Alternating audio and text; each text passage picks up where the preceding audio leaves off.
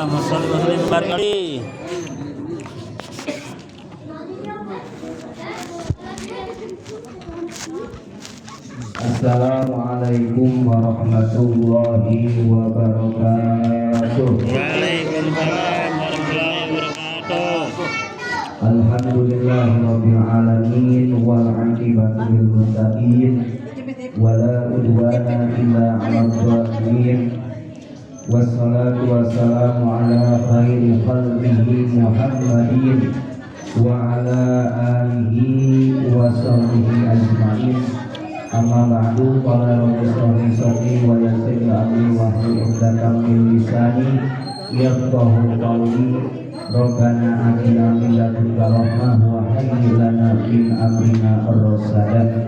Amin ya rabbal alamin. Pertama-tama yang sama-sama kita hormati Sahibul Bait Bapak Ustaz Rahim, Sahibul Bait Bapak Ustaz Muhammad Wahid, dan keluarga besarnya.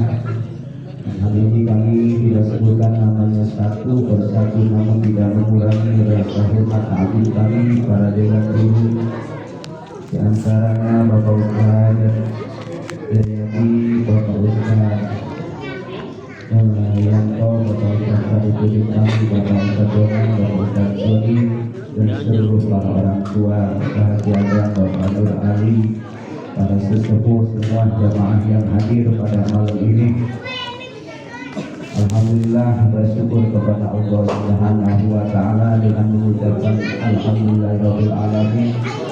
Bersalawat kepada Rasulullah dengan mengucapkan Allahumma shalli ala sayyidina Muhammad wa ala ali sayyidina Muhammad. Malam ini kami akan doakan acara selapis hari Ibu Isa. Mudah-mudahan beliau dalam tubuhnya atau dalam barzahnya mendapatkan pikiran rahmat maghfirah dari Allah Subhanahu wa taala.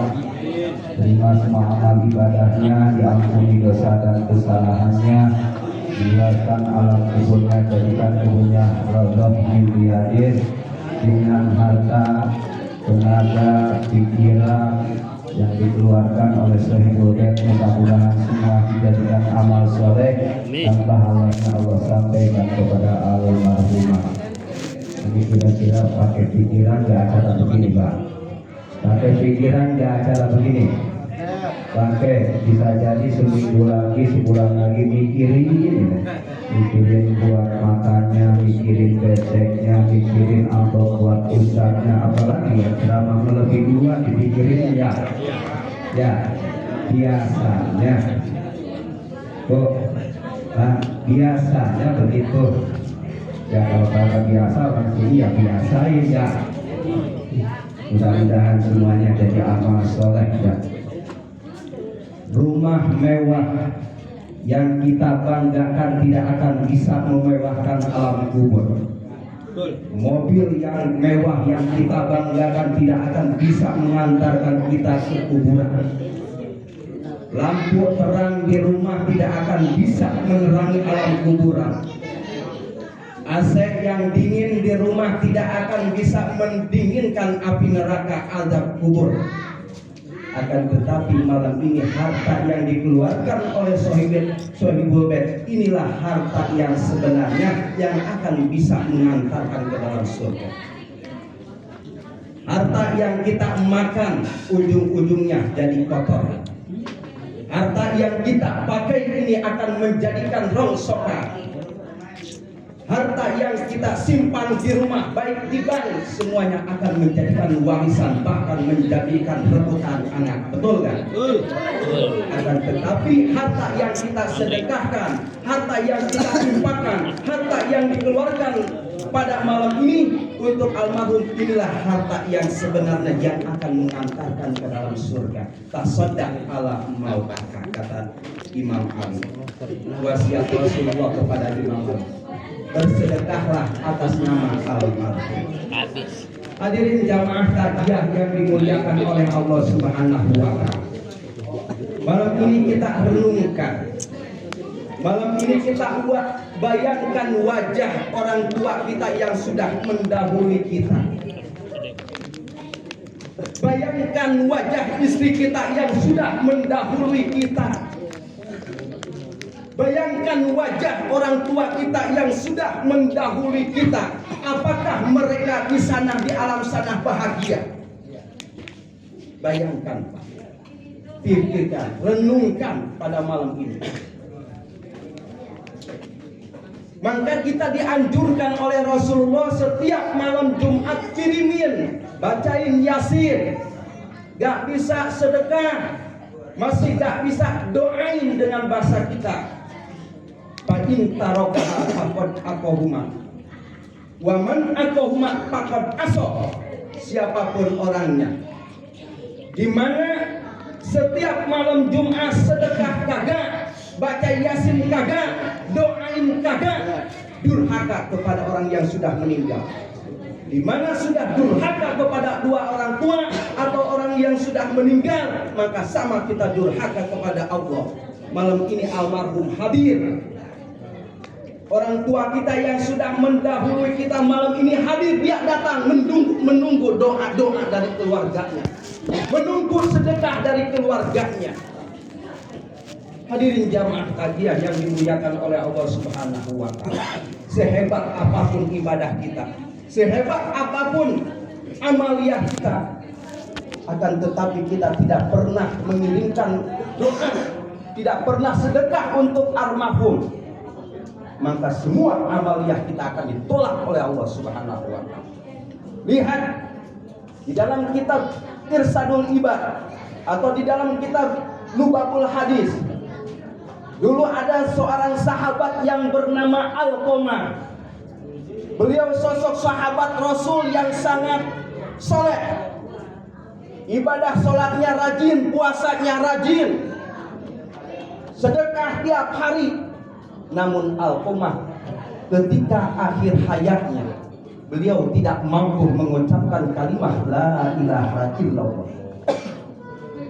Ketika Alqamah sedang sakarat, ditalkinkan oleh istrinya, wahai suamiku Alqamah, qul la ilaha illallah. Alqamah diam, mulutnya terkunci, mulutnya kaku. Alqamah tidak bisa mengucapkan kalimat la ilaha illallah. Ya Allah, apa dosa Alqamah? Padahal orang soleh yang rajin sholat puasa tiap hari, sedekah tiap hari.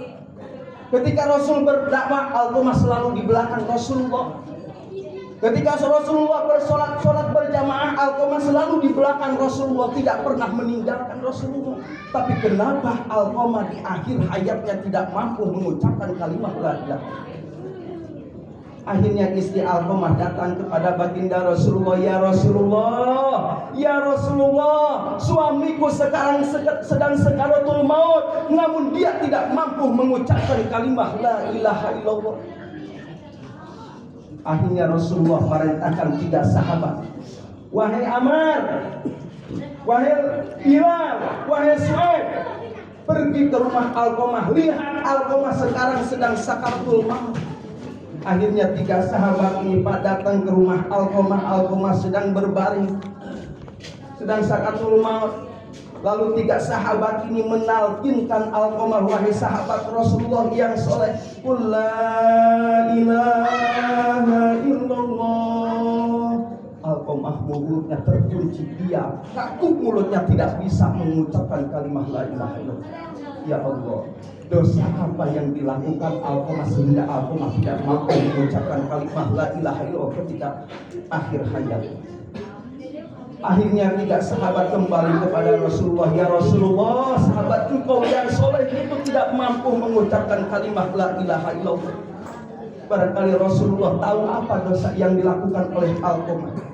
Ini Rasulullah SAW bertanya kepada 3 sahabat, coba tanyakan kepada istrinya, apakah Alqamah masih mempunyai kedua orang tua?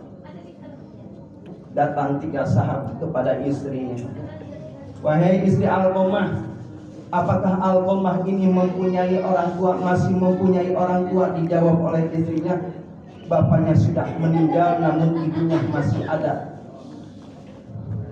Hanya kembali 3 sahabat kepada Rasulullah, lapor ya Rasulullah, ibunya masih ada. Bilangin, datang kepada ibunya, wahai ibu Alqamah, anakmu sekarang sedang sakaratul maut. Namun ketika ibunya didatangi oleh 3 sahabat, ibunya gak mau melihat anaknya yang sedang sakatul maut. Akhirnya terus dipaksa oleh sahabat, karena Rasulullah yang memanggil engkau. Barulah ibunya datang, karena Rasulullah mendengar Rasulullah yang memanggilnya. Begitu datang, seorang ibu melihat anaknya sedang sakatul maut. Ditanya oleh baginda Rasulullah, apa yang dilakukan oleh anakmu? Anakmu itu anak yang soleh, yang rajin ibadah. Dijawab oleh ibunya, ya Rasulullah, benar anakku anak yang soleh, dia rajin, tidak pernah meninggalkan sholat, tidak pernah meninggalkan puasa, tidak pernah meninggalkan zakat. Namun Alqamah setelah menikah, Alqamah mementingkan istrinya daripada aku, kata ibunya. Ketika ibunya datang ke rumahnya mau makan, makanan yang ada di meja dilarang oleh Alqamah. Wahai ibu, itu makanan jangan dimakan untuk istriku, nanti istriku marah. Ini kebanyakan laki-laki ini, seorang anak begini kalah dengan istrinya. Ketika kita mau ngasih kepada orang tua kita, karena gara-gara istri akhirnya kagak jadi. Ada yang begitu? Banyak. Alqamah. Ada. Tahu ngeri. Nah, ini ketahuan ya. Alqamah ngeri. Sakit ibunya, nangis ibunya gara-gara ibunya mau makan dilarang oleh Alqamah karena takut sama istrinya, takut marah istrinya. Akhirnya ibunya gak mau memaafkan Alqamah. Kalau seandainya ibunya tidak memaafkan Alqamah, akhirnya Rasulullah, ya Bilal, wahai Umar, wahai Suhaib, kumpulkan kayu bakar, bakar Alqamah hidup-hidup. Karena dia termasuk anak yang durhaka kepada orang tua. Akhirnya ibunya gak tega melihat anaknya dibakar, mau dibakar oleh Rasulullah di depan ibunya gak tega. Akhirnya ibunya memaafkan Alqamah. Ya Rasulullah, saksikan oleh engkau hari ini aku telah memaafkan anakku walaupun anakku sudah menyakiti hatiku. Ketika Alqamah dimaafkan oleh ibunya, akhirnya Rasulullah menalkinkan Alqamah, wahai sahabatku Alqamah, qul la ilaha illallah. Barulah Alqamah mampu mengucapkan kalimat la ilaha illallah. Inilah. Hati-hati dengan orang tua. Meskipun orang tua kita tidak ada, tetap kita harus bakti, kirimin doa.